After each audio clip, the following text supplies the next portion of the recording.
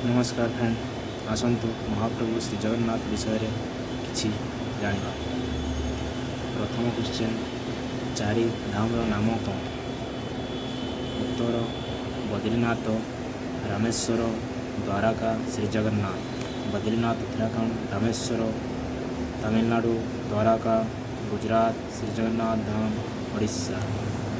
श्री जगन्नाथ मंदिर को कौन कहुए एवं किए निर्माण करथिले? उत्तर श्रीमंदिर बा बड़देउल एवं राजा अनंग वर्मा चढ़ंग देव। श्री जगन्नाथ मंदिर उच्चता केते? श्री जगन्नाथ मंदिर अथवा श्रीमंदिर उच्चता 214 फुट अथवा 64 मीटर। श्रीमंदिर शीर्ष में लगी बाना वा ध्वजर नाम कौन? पतित बावन। श्रीमंदिर शीर्ष में लगी चक्रर नाम कौन? नीलचक्र। श्रीमंदिर केतोटी द्वार अच्छी? श्रीमंदिर रे 4टी द्वार अच्छी। श्रीमंदिर पूर्वद्वार नाम कौन? सिंहद्वार। श्रीमंदिर दक्षिण द्वार नाम कौन? अश्वाद्वार बा घोड़ा द्वार। श्रीमंदिर उत्तर द्वार नाम कौन? हाथी वा हस्ती द्वार। श्रीमंदिर पश्चिम द्वार नाम कौन? व्याघ्र द्वार। श्रीमंदिर सम्मुखरे थिबा स्तंभर नाम कौन? अरुण स्तंभ। किए एवं केबे श्रीमंदिर चतुर्पार्श्वे पाचोरी निर्माण करथिले? गजपति कपिलेन्द्र देव 1452 ख्रीष्टाब्द।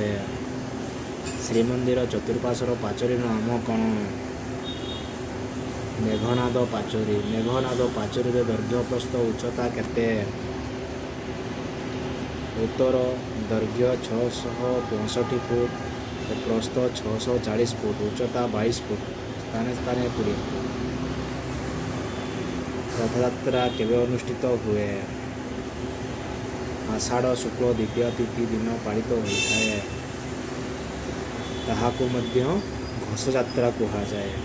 श्री जगन्नाथंकर रथर नाम कौन? नंदी घोष।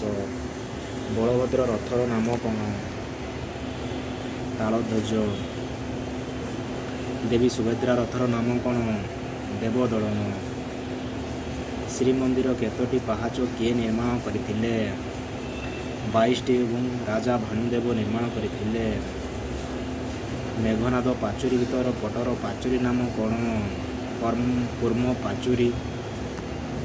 420 फुट दैर्घ्य और 315 फुट प्रस्थ।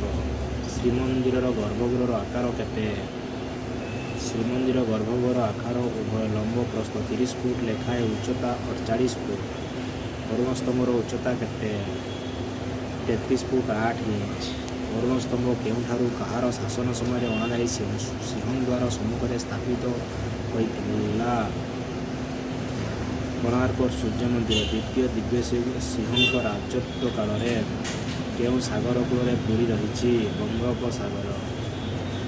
नमस्कार, यहीपरि जना अजना विषय अधिक जानापी मो चैनल को लाइक और सब्सक्राइब करूँ। जय जगन्नाथ।